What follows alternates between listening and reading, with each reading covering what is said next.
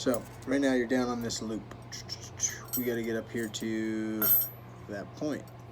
So the way we do that is by going up through the ring, around there, bringing it back through the ring, and now we just need to take this and go around this right here. So I'm just going to go like this, bring it up to the corner where I can then work it around it, and it then brings me over here. Okay, so we've now moved from this part to this part, and now it's a matter of going through these holes over here on the side. Okay, so this loop right here, we're gonna take this piece, I'm gonna go through it right there.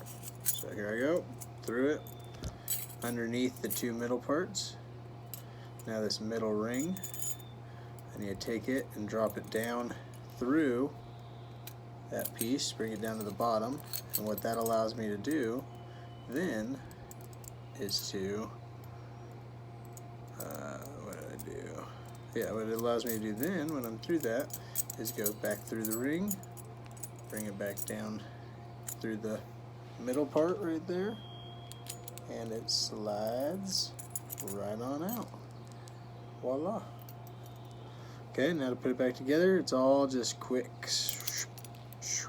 Back up through there, over the middle, back underneath the ring, go through, now you're good, bring it back out, through it all, get back to this part. Now to get it back down to the lower half, we got to go around this outer ring, so I just bring it down to it, go around the outer ring, and remember to go back through the middle ring to bring it back down to the bottom. Voila. Beautiful puzzle, beautiful background. Enjoy your spring break. Study hard and good luck on your upcoming test.